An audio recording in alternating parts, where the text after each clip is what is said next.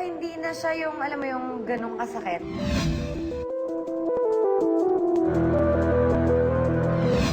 The number 8 is truly significant to us.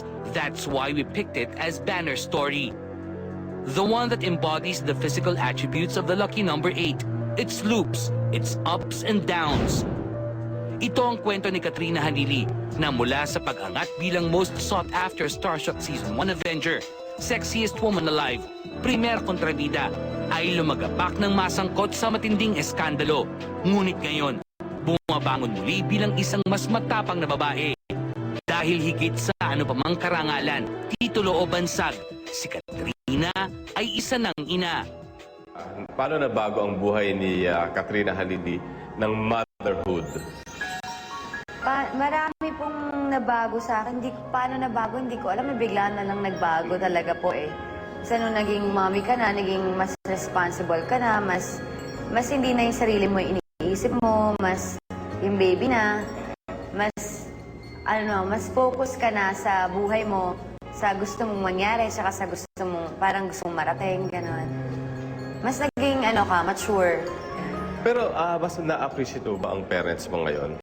Mas na-appreciate ko, opo, kasi nga yung baby ko, parang alam ko kung paano, gaano kahirap mag-alaga ng baby, di ba?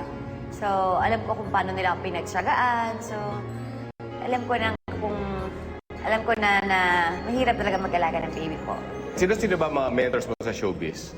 Si Tatay Romel Gacho, si Direk Mario J, si Direk Rado, sino pa ba?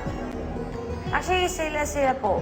Silang tatlo yung talaga. Tapos si Nanay Omar. Meron pa ba yung para bang multo, para bang hinuhunt ka pa ba nun? Siguro hindi na ako natatakot. Wala na. Siguro, bakit? Kasi, hindi na. Actually, yung tatanong na nga siya sa akin, parang, actually, gagawin siya sa magpakailanman nga eh.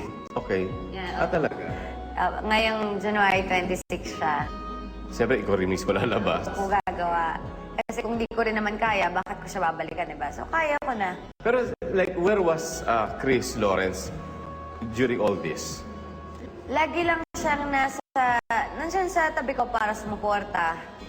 Nandiyan lang siya palagi. Sobrang, simula nung lumabas yun, hanggang ngayon, nandiyan lang siya. Hindi siya nagbago, hindi nagbago yung tingin niya sa akin.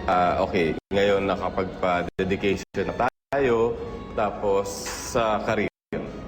Yes, sa career po, actually, nung isang araw galing na ako sa GMA, nagpakita na ako sa kanila and tinignan na din nila ako. Masaya naman sila kasi nag-lose na ako ng weight. So, ayun, nagka-casting sila sa mga bagong show. Babalitaan po nila ako siguro mga next week. Si Katrina at ang kwento ng masusing pagpili ng mga pangalawang magulang ng anak na si Katie, ang exclusive footage sa dedication nito at ang kanyang hinaharap kasama si Chris Lawrence, ilalahad sa pagbabalik ng Star Talk. Talk to me. Ano ka ba? Wala nang nega-nega, positive na tayo Wala nang away-away. Parang kaming hindi ko alam. Parang may ganong drama kaming dalawa.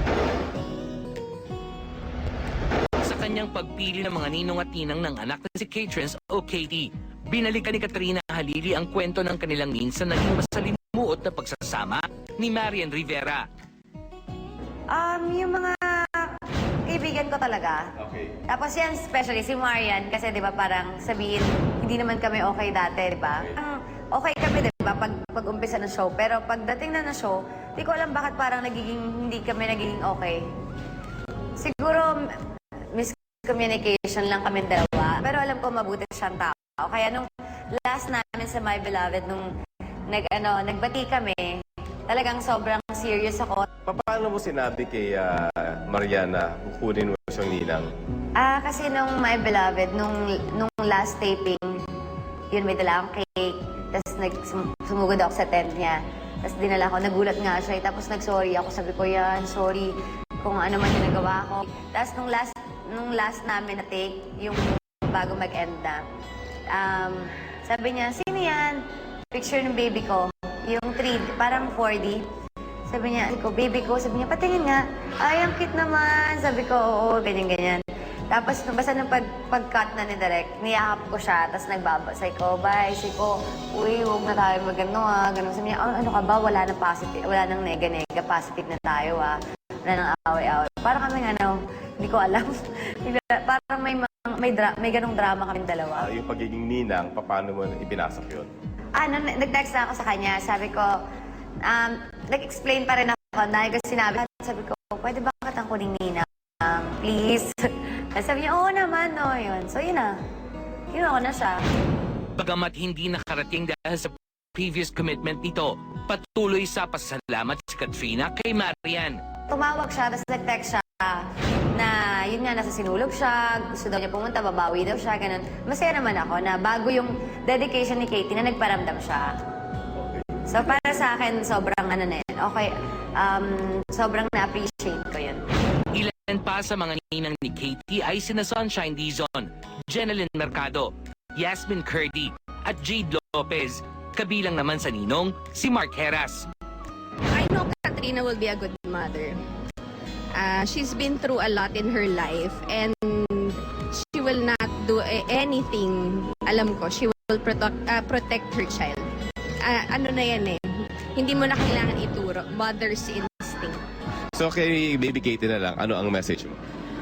Sana magpakabait siya bilang baby girl. Sana lagi siyang maging masunurin sa mommy niya. At ayun, wag siyang pasaway in the future. For Katie, syempre sana lumaki siyang maayos, good health para sa baby. And for Kat and Chris, syempre I'm so happy for them dahil dumating si Katie sa buhay nila, di ba? At sana mas maging maayos pa yung buhay nila lahat. Sa nasabing okasyon, dumating din ang mga magulang ni Chris Lawrence na nakita ang apo nilang si Katie sa unang pagkakataon. Kahit intriga pa lang, pagpapakasal ni Kat at Chris, suportado daw ng ina ni Chris. Of course, I want them to get married. God bless Katie, always, and, we all love her. For Katrina. And for Katrina, thank you so much for loving my son and giving us really beautiful granddaughter. And I love you. Of course, syempre for the son. And for my Chris, thank you so much for giving me a very beautiful, adorable granddaughter. And I'm hoping that, I hope for all your the best and your success. Mama Tina, thank you po sa pagtanggap niyo po sa akin. Tsaka salamat po sa love sa akin. Tsaka sa family ko. Ayan, naalagaan ko po si Chris tsaka si Katie. Thank you po. Muli, tinanong namin sina Katrina at Chris, nasa mga plano na ba nila ang pagpapakasal? Sabi rin ni Mami Tina, gustong-gusto na raw niya magpakasal kayo. Sinabi niya talaga, naka-record yun. Gustong-gusto niya talagang magpakasal kay Chris. So what's stopping you? Why not, diba? Soon. Soon lang. Soon po. Actually, gusto ko din yun.